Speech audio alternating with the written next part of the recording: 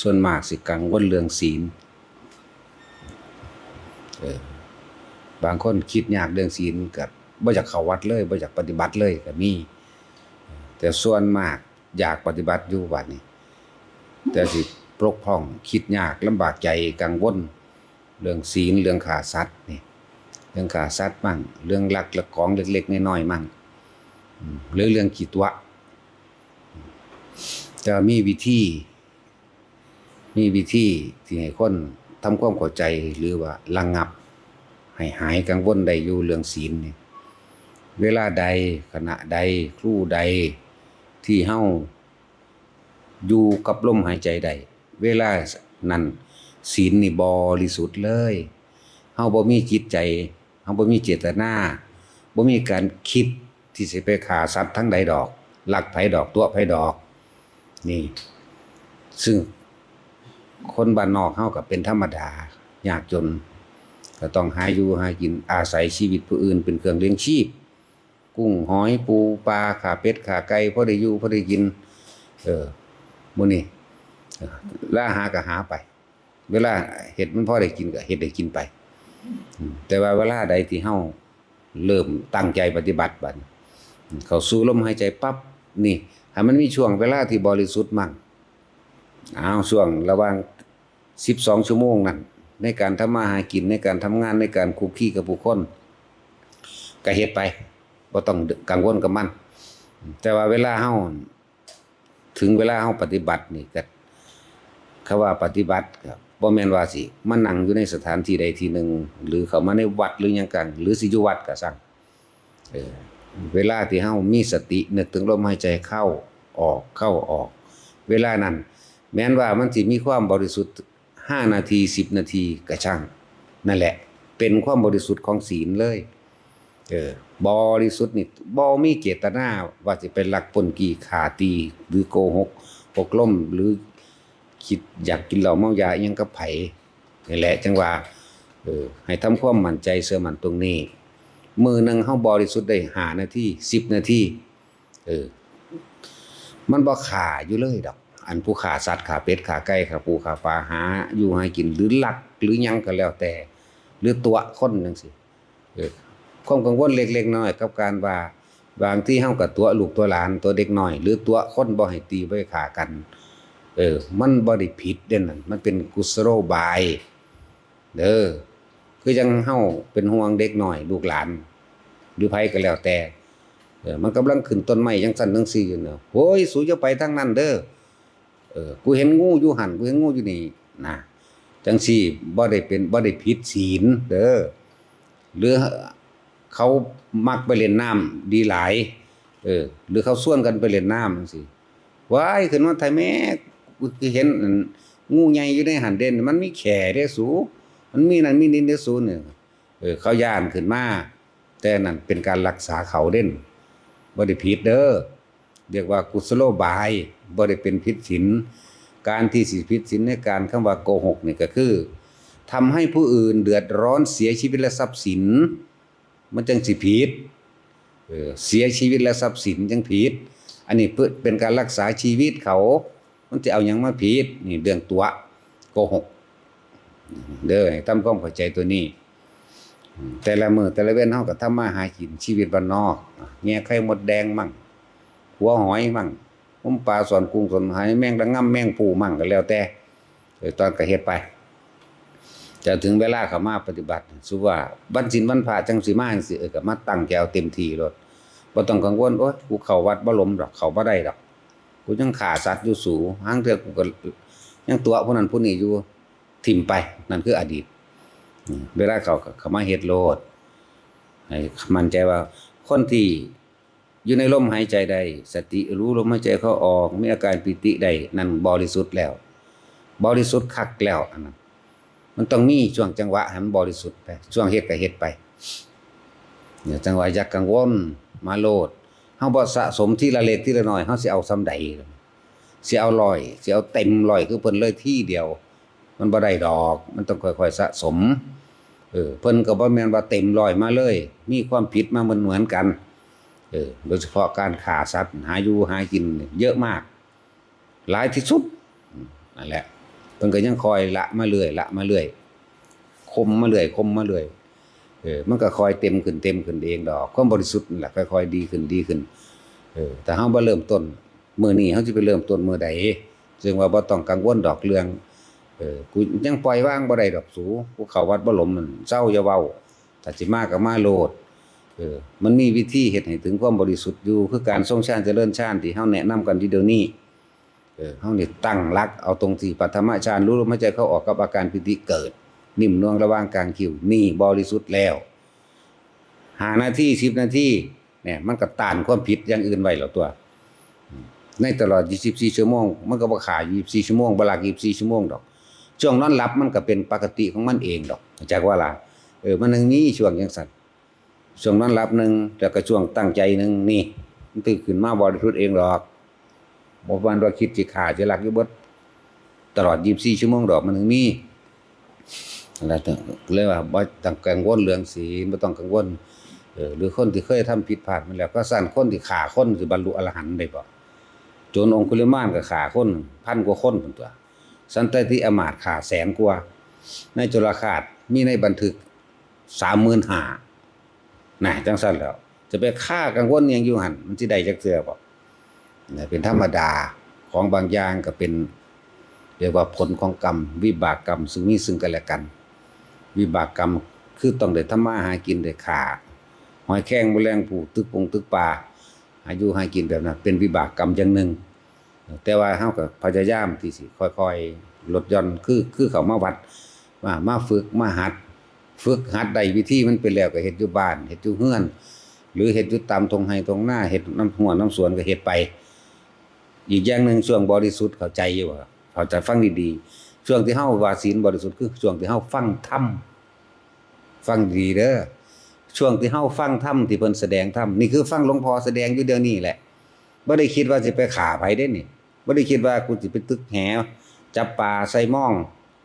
กลางดางหม้องหันหม้องนี้บ่ได้มีเด้ล่ะบ่ได้คิดว่ากูสิไปลักบักฮุงบักม่วงไผเด้นี่ในช่วงนี้นั่นแหละมันมีช่วงฉวยโอกาสของมันอยู่ช่วงเฮ็ดก็เฮ็ดไปบ่ต้องกังวลนั่นแหละจังว่าแต่ละคนน่ะสิให้บริสุทธิ์มาแล้วมันบ่ได้มาฝึกเด้มันตายเลยว่าข้าปล่อยวางได้แล้วคือมันตายมื้อนั้นเด้บ่ได้บวชซ้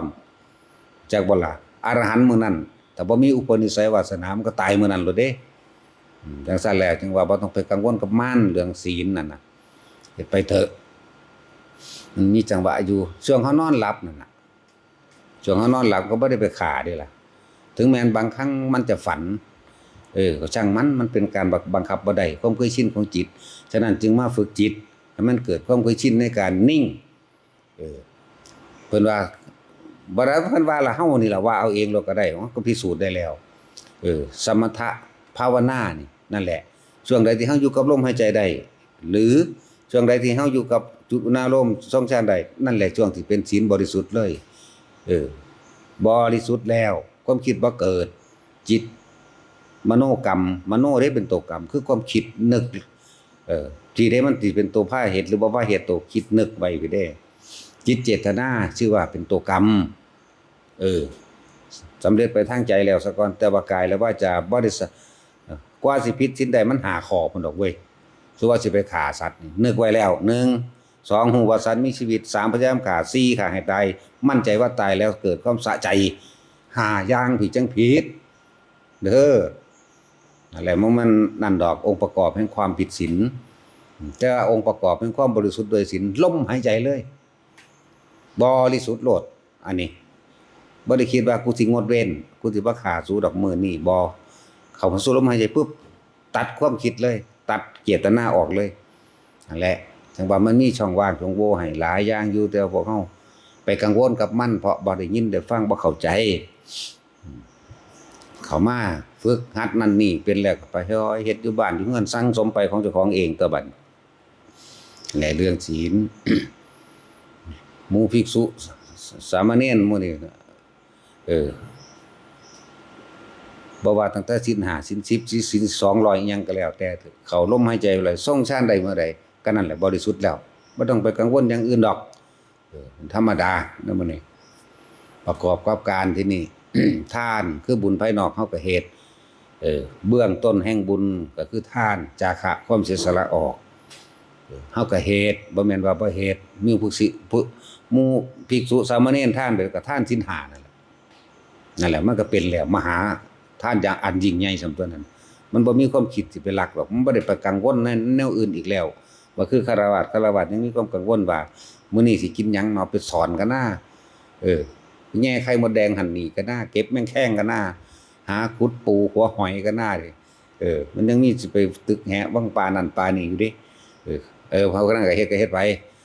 แต่ว่ามุ่งภิกษุคือเป็นมหาทานแล้วเป็นมหาศีลแล้วศีล5นั่นแหละแล้วฉะนั้นพวกหมู่คฤหัสถ์ค่อยๆสละความเห็นแก่ตัวออกบุญภายนอกนี่ได้สำคัญกว่าสิเข้าถึงภายในได้อาหารยารักษาโรคเครื่องนุ่งห่มที่อยู่อาศัยตลอดทั้งกำลังแรงกายแห่งตัวเองคือซอยคือมาฝึกหัด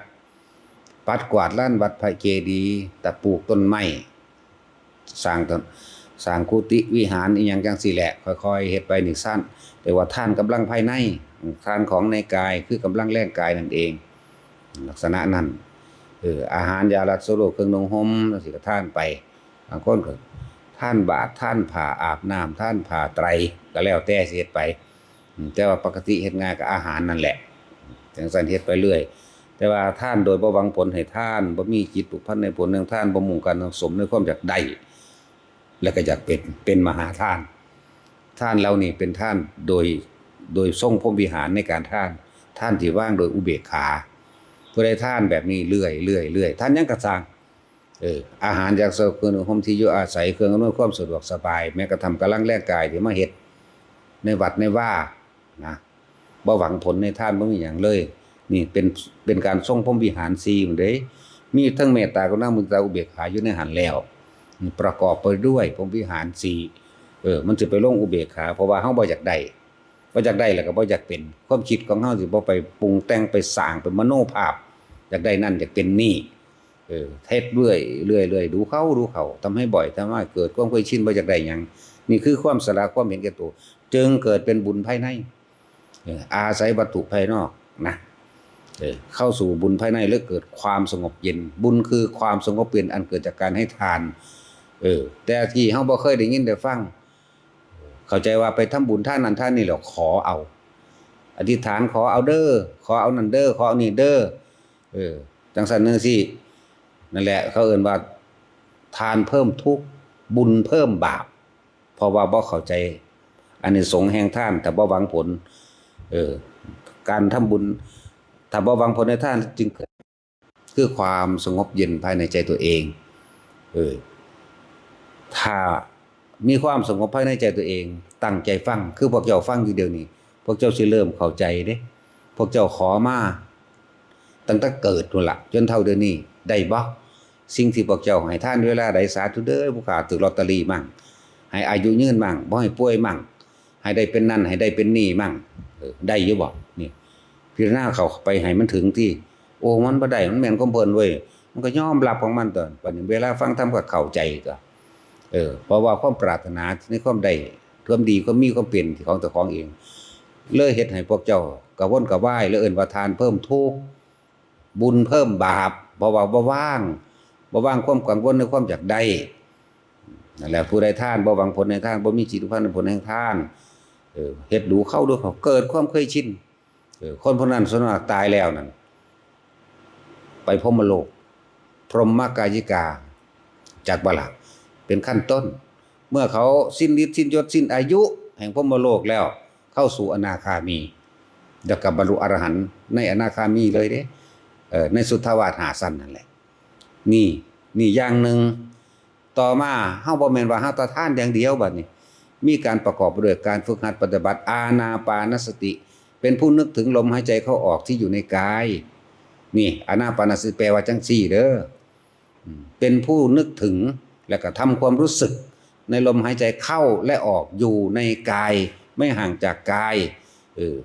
เมื่อลมหายใจเข้าในกายแล้วมันก็มีเวทนาคือความรู้สึกอันนึงอันเป็นอุเบกขาเวทนาเกิดขึ้นเลื่อนปปิติเนี่ยก็เกิดเป็นทรงฌานเจริญฌานด้วยอานาปานสตินั่นแล้ว เมื่อมันก็เป็นจิตตั้งมั่นตัวบัดเมื่อจิตตั้งมั่นก็เอิ้นว่าเกิดเป็นสมาธินะอะไรเฮ็ดอยู่เฮ็ดไปเฮ็ดประกอบกันไปควบคู่กันไปเฮ็ดไปเรื่อยๆบ่แม่นว่าสิมาตั้งเอามือเดียวสิมันได้สำเพิ่น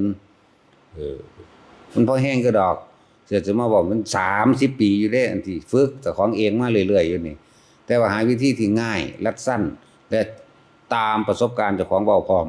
แล้วก็ตามในพระไตรปิฎกบ่ให้ผิดเพี้ยนออกจากพระไตรปิฎกพร้อมแถมประสบการณ์ในตัวเองอีกนั่นแหละ แต่ว่าหาวิธีที่รัดที่ง่ายที่สั้นที่เข้าใจง่ายมาให้แต่ละคนไปฝึกฝนตนเอง